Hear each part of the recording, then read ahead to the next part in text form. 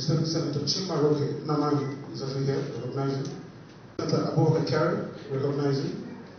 Distinguished Senator Olura Mitino, recognizing. In response to your invitation, that invitation was sequel to a letter we wrote 2 weeks ago. Our letter dated 14th October, where we requested for an urgent appointment to discuss important issues about university education in Nigeria.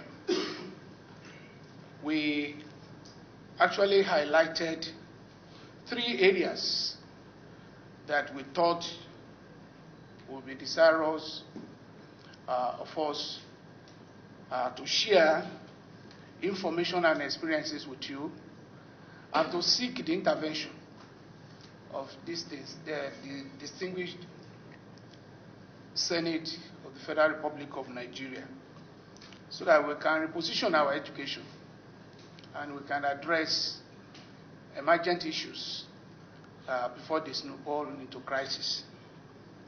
The 3 areas we have highlighted are: 1, ASUU's position on the planned forceful enrollment of academics in federal universities, on the integrated payroll and personnel information system, which is now popularly known as IPPIS, in violation of the autonomy law, laws of the respective universities, and agreements with ASUU. We did send a copy of our position paper, which we presented at the last interaction on October 8th at the National University Commission. We attached a copy to the letter we sent to you, sir. The second issue we brought up has to do with ASUU FGN Memorandum of Action of 7th February 2019. We also attached a copy, and our interest on that relates to aspects that government has not paid attention to, which are also generating concerns and uncomfort or discomfort among our membership. The third area we listed was our proposal for sustainable funding of education. We sent a copy of the proposal we sent to the federal government at the last national workshop on sustainable funding of education in Nigeria. If you permit me, I want to speak to these areas one after the other. I don't know whether I should go into that now. Thank you very much, sir. We have what I would call a revised version of that position paper we sent to Your Excellency in our letter of 14th October. In that document, we state clearly the position of ASUU on IPPIS, and of course, against the backdrop of the controversies being generated in the media as well as in government circles. We have highlighted 5 talking points in our paper that we have here. The first talking point is about IPPIS and violation of university autonomy. Your Excellency, distinguished senators, the broad goal of the integrated payroll and personnel information system, popularly called IPPIS, according to the Accountant General of the Federation, is to ensure transparency, accountability, and probity. The specific goals, specific objectives, as listed are 5. 1, centralization of payroll systems of the federal government. 2, facilitating easy storage, updating and retrieval of personnel records for administrative and pension processing. 3, ascertaining the actual personnel movements of the federal government. 4, aid the manpower planning and budgeting. And 5, comply with global best practice. We object very strongly to the centralization of payroll in the universities because it is a violation of university autonomy. It contradicts the principle of the superiority of the governing council in the control and management of university funds and employment and promotion of staff. Universities all over the world have a tradition of independence and complete separation from the structure of civil service. The attempt to bring Nigerian universities under a general practice that is meant for civil service will not only undermine university autonomy, it will also infringe on academic freedom and consequently retard the efforts of our country to develop the much sought after knowledge-based economy. In particular, ASUU has drawn attention to the principle of university autonomy as enshrined in Section 2AA of the Universities Miscellaneous Provisions Amendment Act of 2003. I quote, "The powers of the Council shall be exercised as in the law and statutes of each university, and to that extent, establishment circulars that are inconsistent with the laws and statutes of the university shall not apply to the universities." Another part of that section states, "The governing council of the university shall be free in the discharge of its functions and exercise of its responsibilities for the common management, growth, and development of the university. The council of the university, in the discharge of its functions, shall ensure that the disbursement of funds of the university complies with the approved budgetary ratio for personnel cost, overhead cost, research and development, library development, and the balance in expenditure between academic vis-a-vis non-academic activities." The individual laws for various universities have also keyed into this general provision. And we are convinced that from the various provisions, that the circular from the Office of the Accountant General directing the implementation of IPPIS violates the provisions of the Establishment Act of this university and all other federal universities. We've cited the example of the University of Abuja. I'm just skipping that here now. It is noteworthy that contrary to the law expressly backing the governing councils of each federal university to exercise full control over the finances of the universities, IPPIS lacks constitutional backing. Neither is it supported by any act of the National Assembly. The proposed forceful enrollment of staff of universities in IPPIS will amount to subjecting the universities to the direct and direction and control of the Accountant General of the Federation with respect to the payment of staff remunerations, salaries and wages, allowances, and so on. It should be noted that the powers of the Auditor General of the Federation, or Auditor General for the Federation, to direct audit of public accounts as provided under Section 85 of the Constitution of the Federal Republic of Nigeria does not extend to statutory corporations, commissions, authorities, agencies, and bodies established by an act of the National Assembly. It is because of this provision that the Auditor General does not directly audit the accounts of federal universities. The directive to audit accounts of universities, that power to direct the audit of the accounts of various universities is vested in the governing council. This is also the case with the Accountant General with payments made to staff of the federal university through IPPIS. We believe that the Accountant General cannot and does not have the power to order the audit without violating express provisions of establishment laws. The Office of the Accountant General has been very clear about the status of IPPIS. That is, it is a policy of government backed by a presidential directive.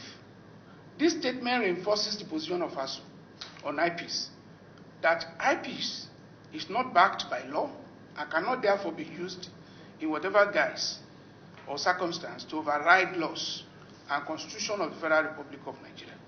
Allowing the implementation of IPPIS in the university system would be tantamount to the Accountant General committing a grave illegality which will lead to anarchy within the system. The second talking point in this respect has to do with our agreements, ASUU's agreement with federal government. In all our engagements with federal government of Nigeria since 1992, the criticality of university autonomy to the efficiency of the Nigerian university system has always been emphasized. Paragraph 10 of the 1992 agreement states, I quote, "It was agreed that universities should be allowed to operate in compliance with their enabling laws, statutes, rules, and regulations in conformity with the process and within the laws of the land, within the laws of the land," end of quotation. This position was reinstated in subsequent agreements. For instance, under powers of council, the agreement of 2001 states that the two parties agreed: 1, the powers of governing council shall be exercised as in the statutes and laws of each university. Governing councils shall be left free to exercise their responsibility for good management, growth, and development of their respective universities. All laws that fetter the freedom of operation of universities, threaten academic freedom, impede free inquiry, constrain exercise of initiative, smother imagination, obstruct the pursuit of truth, and violate constitutionally guaranteed rights shall be abrogated. Circulars from ministries shall be deemed invalid to the extent that they are inconsistent with the laws and regulations of the universities and the Constitution of the Federal Republic. In view of the extant agreements with the federal government, ASUU strongly believes that the best way to review the activities of governing councils and university administration is to follow the path laid down in the law. For instance, Section 14, subsection 2 of the University of Abuja states, the visitor shall, as often as the circumstances may require, not be less than once every 5 years, conduct a visitation of the university and direct that such a visitation be conducted by such persons or persons as the visitor may deem fit, and in respect of any of the affairs of the university. To lend additional weight to the use of visitation, the Miscellaneous Act earlier quoted makes it clear that no one, including the governing council, should be spared if found wanting by the report of the exercise, that is visitation. Section 2A of the Act specifically declares, I quote, "The council so constituted shall have a tenure of 4 years from the date of its inauguration, provided that where a council is found to be incompetent or corrupt, it shall be dissolved by the visitor, and a new council shall be immediately constituted for the effective functioning of the university." That is to underscore the fact that the law already has the inbuilt mechanism for monitoring, auditing, and guiding the management of finances of universities. For all intents and purposes, therefore, it cannot be said that ASUU's opposition to IPPIS is an endorsement of corruption in the Nigerian university system. Rather, it is government's inaction or failure to implement the outcomes of visitation exercises that is encouraging corruption. In the recent past, successive governments had set up visitation panels whose recommendations were never put to effective use. A clear example is the University of Abuja, where a special visitation panel was set up in 2012. ASUU took special interest in the matter because our union thought it would send the appropriate warning signals to other universities that were not properly managed. We monitored the process of the report to the point of the draft white paper. Unfortunately, to the chagrin of our union, nothing came out of the exercise. What we are saying here, therefore, is that if government actually enforces or activates the provisions of the existing laws, this issue of corruption in the system can be handled, and university governing councils will be empowered to discharge on their responsibilities. And where they are found wanting, the law says they should be dissolved and reconstituted. Well, peculiarities, nature, and structure of the university system. Your Excellency, I will only bring out some aspects of this section because I know we still want to cover other areas. In its current form, the IPPIS does not capture the peculiarities of the structure of the establishment of the university system, which is flexible and pragmatic. The system does not, for example, capture the remuneration of staff on sabbatical, external examiners, external assessors, and allowances, and so on. It does not address the movement of staff, as in the case of visiting, adjunct, part-time, consultancy, and so on. Well, they've told us that they are addressing this, but we have seen cases where they claim to have addressed these peculiarities and they ended up creating crisis, as in the case of the police. I will illustrate further with that. Universities are universal in nature and origin. The composition of the staff and students is expected to have international outlook. In fact, this ranking we are talking about is about the diversity of the community. It's part of it's one of the major criteria used in ranking universities. The composition of the staff and students is expected to have international outlook. IPPIS, as currently implemented, requires a staff to travel to Abuja for physical biometric data capture if by any chance such a staff will not be available during the time the IPPIS personnel visited for the exercise. Should a university anywhere in Nigeria, and this is very important, employ an international scholar, such an employee must make him or herself physically available in Abuja for his or data capture before he or she begins to enjoy any payment for his or her service. The employee's payment is often delayed by several months, as we have seen with other agencies that have keyed into IPPIS. In addition, it requires the staff to bear the cost of travel and accommodation when in Abuja. The implementation of IPPIS in Nigerian universities will further localize their operations and perspectives, thus negatively impacting their ranking in the global academic community. The university's functions of teaching and research are programmed with specific timelines to allow for timely graduation of students.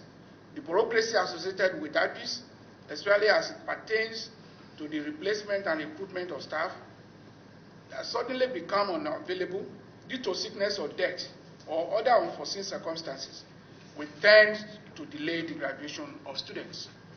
Furthermore, the timelines in the discharge of university functions may lead to the monetization of annual accumulated leave for staff that are unable to enjoy such leave. This is not captured by IPPIS. And we are saying this to further underline why those who thought of autonomy for the universities actually did so. Because these are part of the ingredients of the manifestation of university autonomy, that this system should operate as guided by the council. And these are issues that will easily be addressed locally rather than transferring them to the national. ASUU is a union of academics. Members are able to know at a glance when a dummy is being sold to deceive a people. The claims by the Office of the Accountant General that the peculiarities of academics in particular and the university system in general have been addressed in IPPIS platform and demonstrated to ASUU is mere gimmick to misinform and turn public anger against ASUU.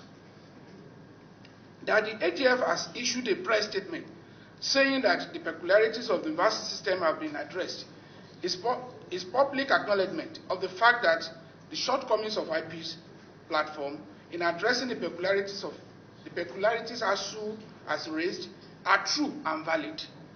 And migrating the universities into such a platform will grind the already underfunded public federal universities to a halt. In the past, this semantic was played on some personnel, including the police force, which resulted in serious backlash, such as the police protest of 9th October 2017, published widely by newspapers, including the Premium Times, and this disingenuous denial by CSP Jimoh Omoshud, the then Police Force Relations Officer, published on the official website of the Nigeria Police. Till date, evidences abound that such payroll challenges abound across various MDAs, and ASUU will not wish to be fooled like other personnel. The other area we want to highlight, sir, are the foreseeable consequences of IPPIS. I'll quickly run through them. One of the biggest challenges of IPPIS is that it poses great threat to our national security. The system is not strategic for a sovereign nation in a world system where almost all countries are vulnerable to sabotage by international cyber criminals and other states. Once such sabotage happens, the entire country will be plunged into confusion and dysfunction. This has happened before and can happen again. It will constitute an impediment in the way of the ability of universities to provide staff for new programs, as well as replace staff. This is because new staff members cannot be paid salaries until they are enrolled into the IPPIS database, which will take months to actualize. The IPPIS system only recognizes staff members that are on permanent and pensionable appointments. Universities are universal, as I said earlier, in outlook in terms of recruitment of staff and student intake. Non-Nigerian staff are normally employed on contract. Given the IPPIS, universities will face the problem of paying salaries and allowances of such staff members that are on contract appointments, expatriates, emeritus professors, and so on. The IPPIS restricts the ability of universities to employ much needed staff at short notice. Such staff, when recruited, may not be paid until cleared by the Office of the Accountant General. And you can imagine lecturers converging as at today. I think we have about 48 federal universities converging in Abuja to sort out issues about their salaries. That will also trigger, a round of corruptive practices. The IPPIS, the dynamism associated with staff recruitment will become cumbersome with the introduction of IPPIS. Lecturers in colleges or faculties of medicine serving as honorary consultants in teaching hospitals and consultants serving as honorary lecturers will face problems collecting their proper remunerations, as it is currently the case with some of our colleagues in basic medical sciences. The IPPIS is designed in such a way that outsourced services such as cleaning and security, casual workers, NYSC members cannot be captured. The IPPIS platform does not allow for deductions from staff salaries arising from legally sanctioned union and cooperative society activities.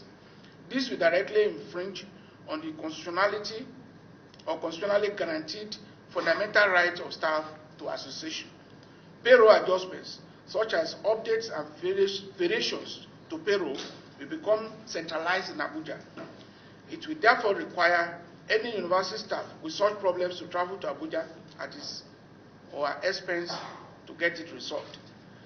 Even if the federal government can muster the capacity to properly manage the payrolls for over 80 federal universities, polytechnics, and colleges of education, with a staff strength of over 100,000 people, employing hundreds of additional payroll officers to do what is already being done in the institutions would be at a huge cost.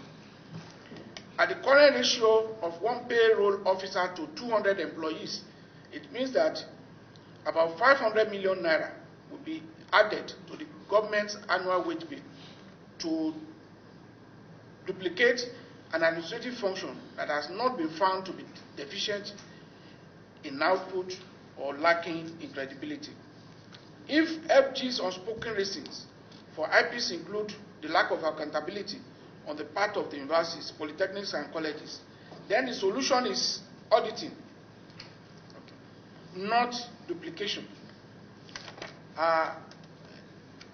Technically speaking, this one is very important because they have made corruption the major issue.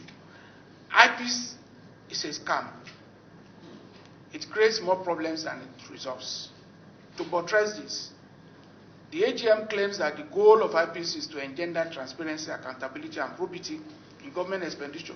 However, to combat corruption in either financial management or personnel and payroll management, the preferred strategy is to decentralize and not centralize. This is because, technically speaking, corruption is spelled as, I will give a formula, C is equal to M plus D minus T. How do I mean? C stands for corruption, M stands for monopoly, D stands for discretion, and T stands for transparency. So in other words, we are saying to achieve a corrupt-free system, we need to decentralize and not to centralize. And centralization leads to monopoly and discretion. This will lead to more corruption, not less. If every lecturer will have to come to Abuja to solve their problem, a point will come that they will need to grease somebody's pants to address their issues, either of underpayment or with third salary and so on and so forth. Even promotion areas in the teaching hospitals, they are already having problems.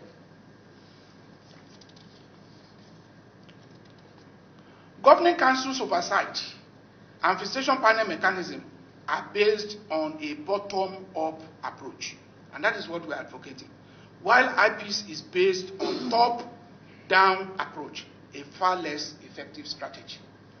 IPPIS is the first automated government payroll in the history of computerized government payrolls since 1950s that requires a significant percentage of employees to fill a form to complain of basic payroll malfunctions, such as unpaid salary, short payment, and so on.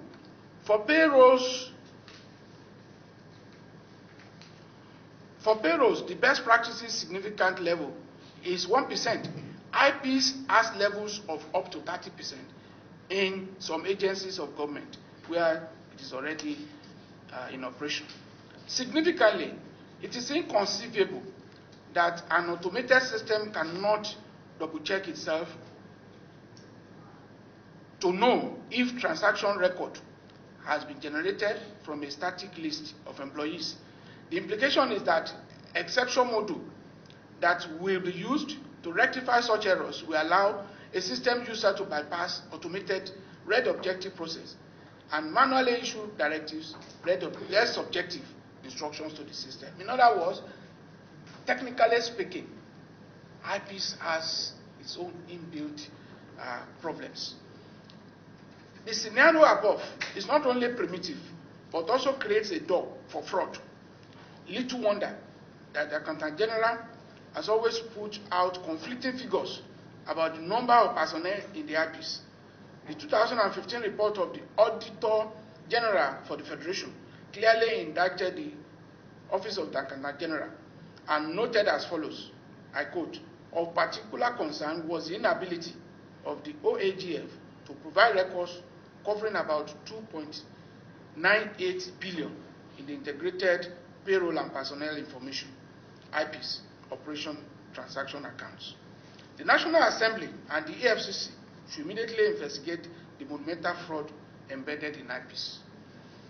IPPIS has inbuilt mechanism for escalating corruption when payroll is centralized. For example, a recent report on an Abuja-based FM radio station, Berekete Family, on Friday, 23rd August 2019, gave a vivid account of how some individuals used the IPPIS platform to perpetrate fraud running into millions of naira.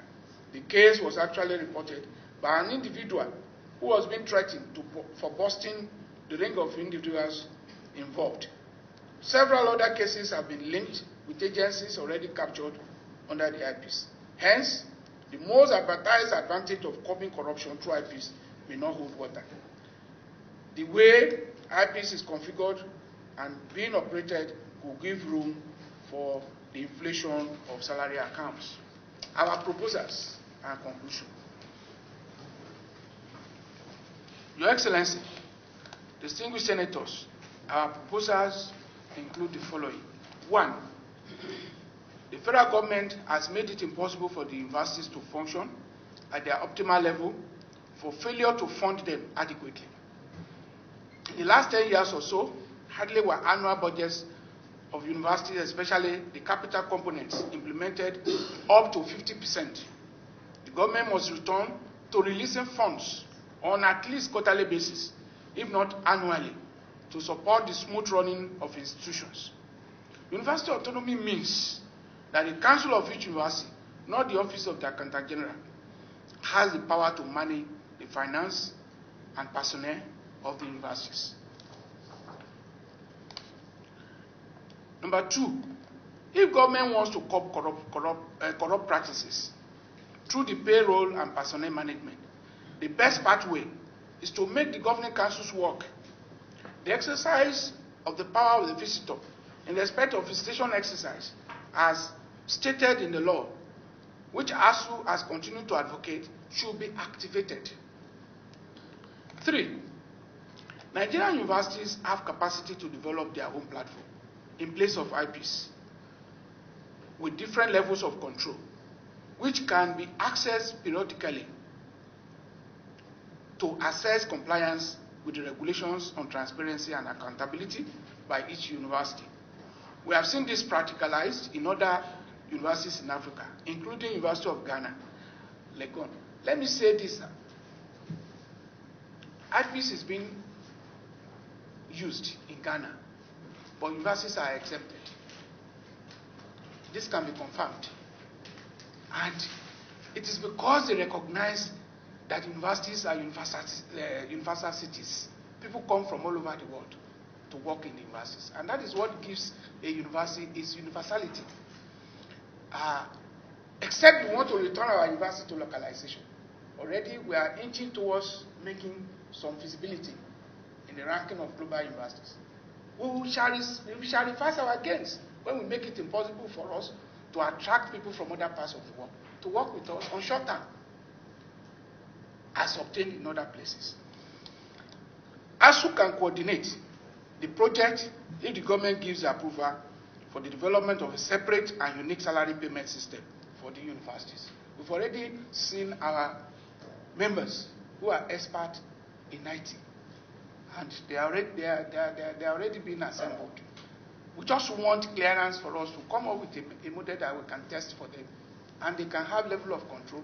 What they want to check, they will still check, but not to move people from Port Harcourt, from Sokoto, from Maiduguri, from Lagos to Abuja because they want to address their payroll problem.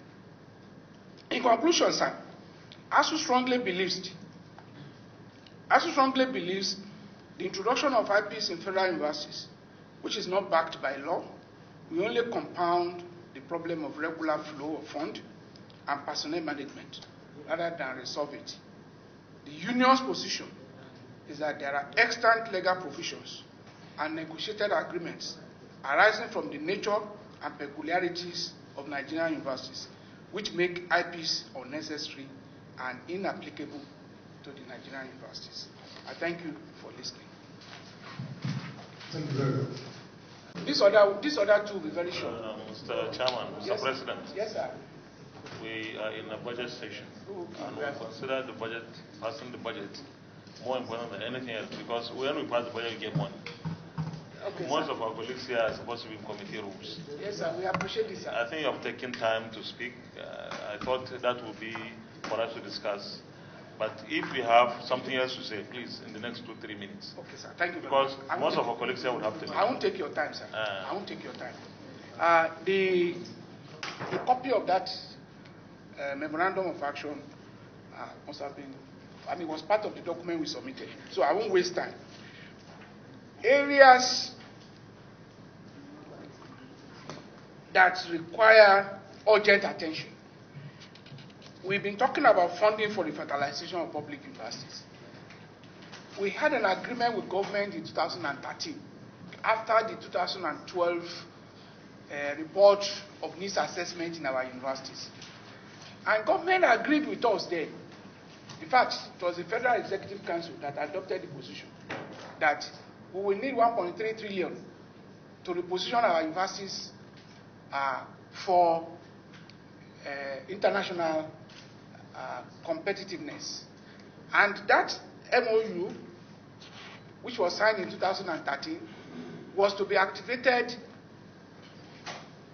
within a 6-year period. The sum of 1.3 trillion.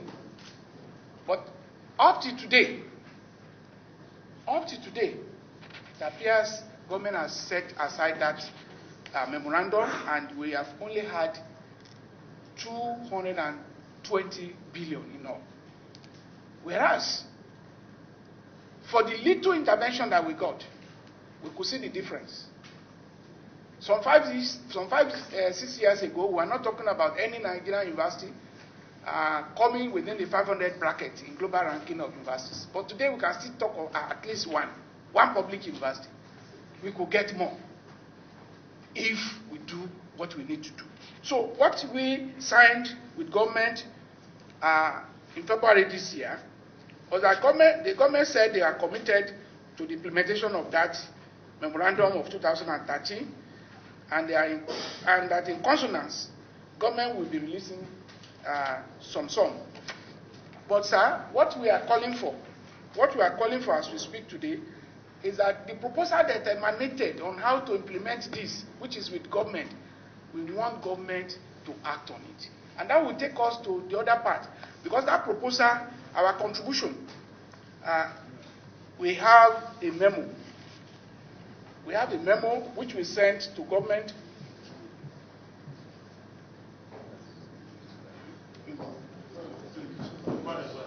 Okay.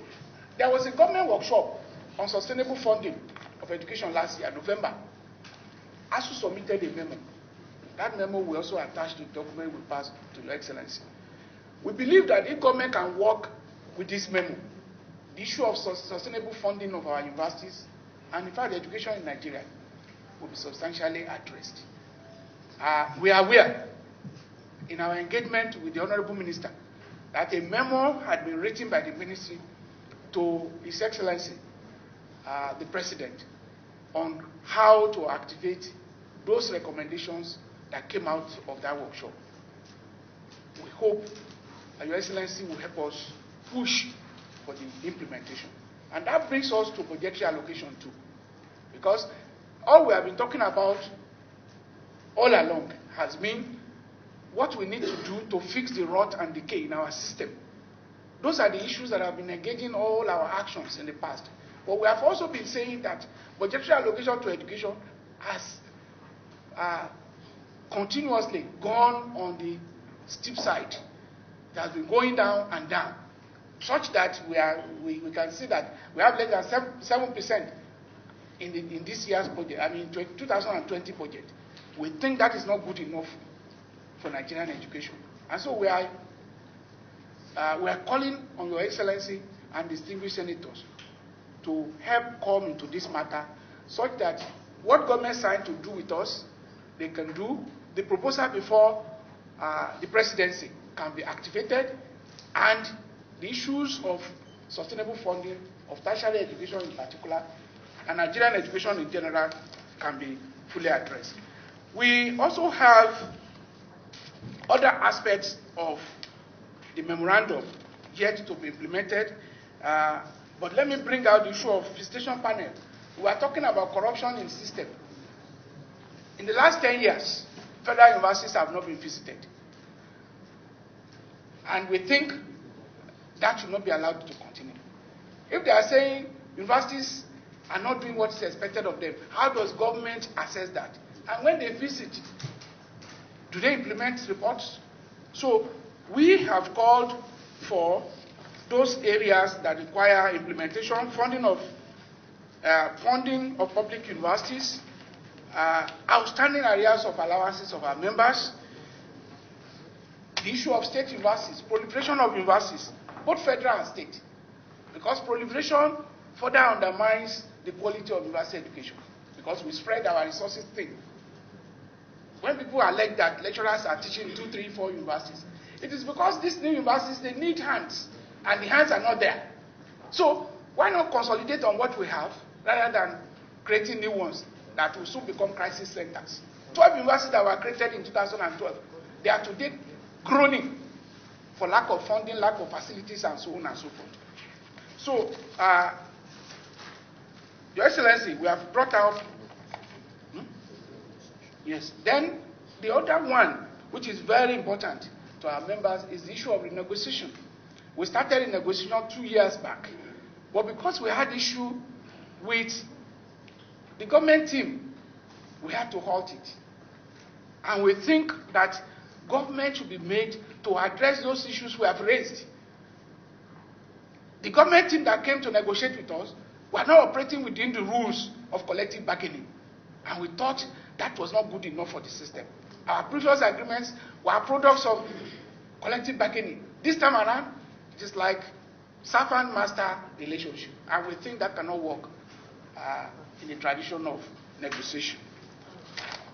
So finally, sir, as I've said earlier, we have this memo, and we believe that distinguished senators, particularly the Committee on Tertiary Education, will take a critical look into it and will help us to push for the implementation of recommendations that are contained therein.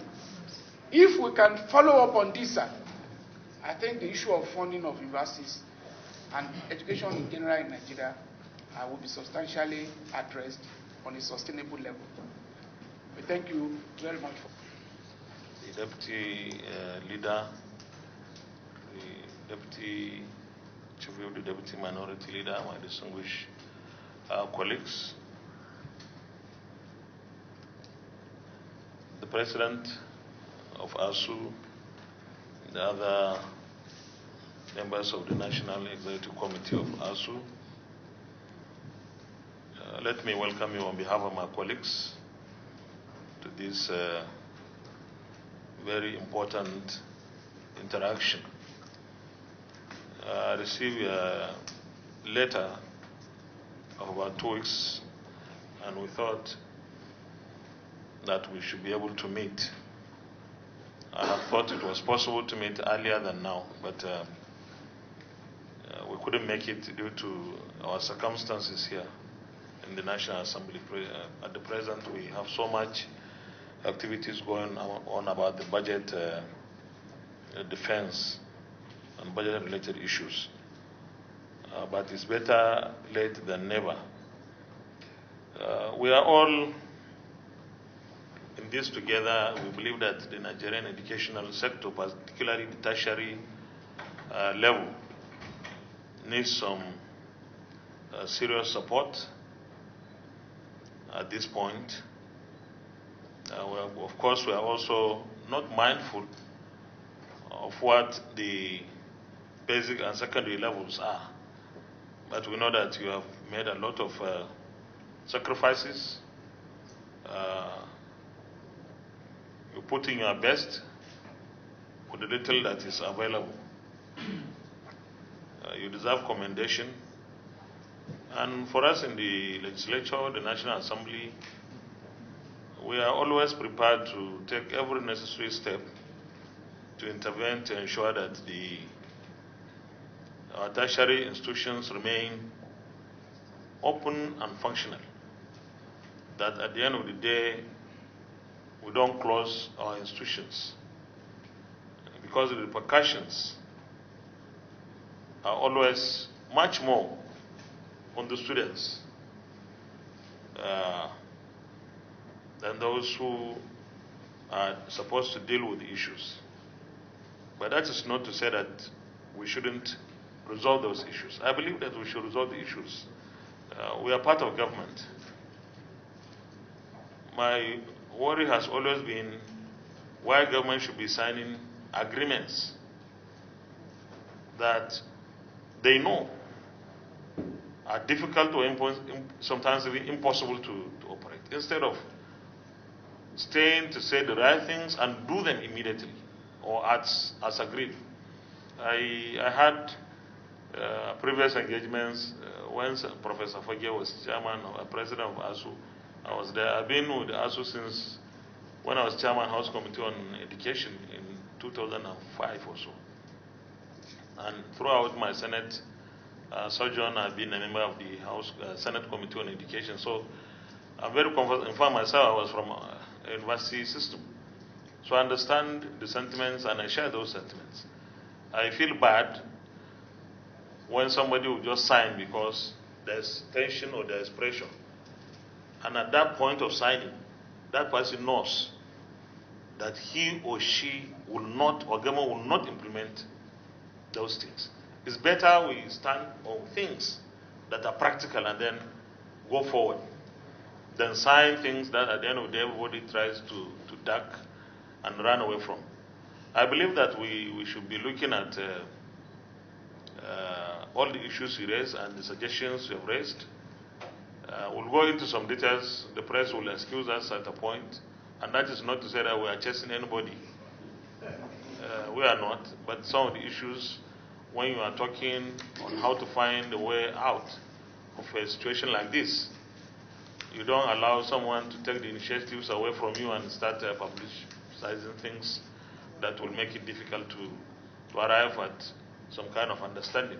That will be the only point, but I'm sure we need you, and at the right time you get all the information of what's happening. But at this point, the disagreement is largely about the implementation of IPPIS. The university system, like so many other systems, have peculiar environment, and maybe if you have to have IPPIS, the peculiarities must be taken into cognizance. So I'm happy that you have made your point known. I'm also happy that the Federal Minister of Finance is thinking it will address these issues. I want to know how they will address, because we are meeting with you today. We'll call the Federal Minister of Finance, Accountant General, and even the Minister of Finance to tell us what is it that we need to do to resolve the issue. Because we don't want any strike. And we want our universities to function and function properly. As for funding, the truth is we can do our best only at this stage. We have serious financial challenges in terms of budgetary allocations. This one should be known to everyone. It's a battle getting our revenues right, but it's our duty again as members of the National Assembly to ensure that any revenue due to the federal government of Nigeria is captured and remitted properly, so that when we have sufficient revenue, we can fund our educational sector better. So we'll work hard on this, but I want to assure you that in the legislature, you have partners. We will work with you. We'll work with you and ensure that we resolve these issues without taking recourse to any strike or closure of our institutions. And at the end of the day, I always emphasize this, that people should not sign up to things they know that they cannot implement, because that's the sin, honestly. We should tell ourselves the truth. If there's some kind of challenge, we should tell everyone we have challenge, that this is the much we can do. And then we find a way. By the time everybody is on the same platform of reality, then it becomes easier, because you can plan better, you can plan well, that this is what we have. But when you give people the impression you can do something fantastically impossible, and you raise the hopes of people, at the end of the day, you try not to say the right things or do the right things. It gives really some reasons for concern. But I want to assure you we are going to be with you on this. We are going to discuss with you today, and then we'll invite the government side, the administration. Let them tell us what they are doing And if you are looking for exemption, you have advanced your reasons, your peculiarities have not been considered, and you can do your own IPPIS, if I understood you, and all that you require is for government to ensure that your system is checked.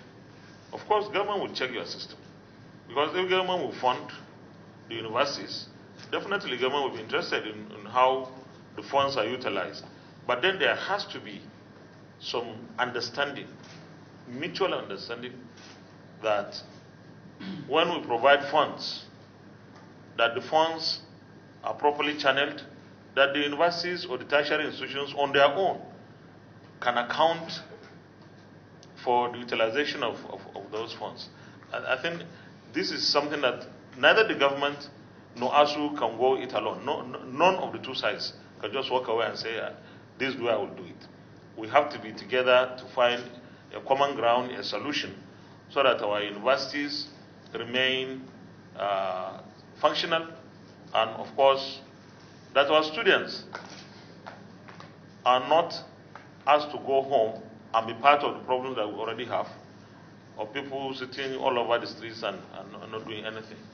Now, we have a challenge, and all of us, whether we are in the tertiary institutions as lecturers or staff or politicians or parents, the situation requires that all of us come together and form a common platform, a common ground, and deal with these challenges. So with this, I want to once again welcome you. You know, this is a very tough session for us in the National Assembly. Today is our last day for budget defense. I don't know whether the universities have defended their budgets, but they have. Okay. They have. Vice Chairman Tertiary. Oh, that's great. So, but we are going to round up our budget defense by tomorrow, by the grace of God, thinking that we are able to pass the budget in good time, so that you have your monies from January going forward. But all the same, we will do justice to this particular issue that you have brought before us. For this, please, our friends in the media, you are welcome. Report that we will have a closed session, because some of the issues are going to be very sensitive. So we are not sending anybody away. You can decide to stay outside. You wait for the meeting to come to a close, and then you can ask whoever you want to ask any questions. Thank you. One more.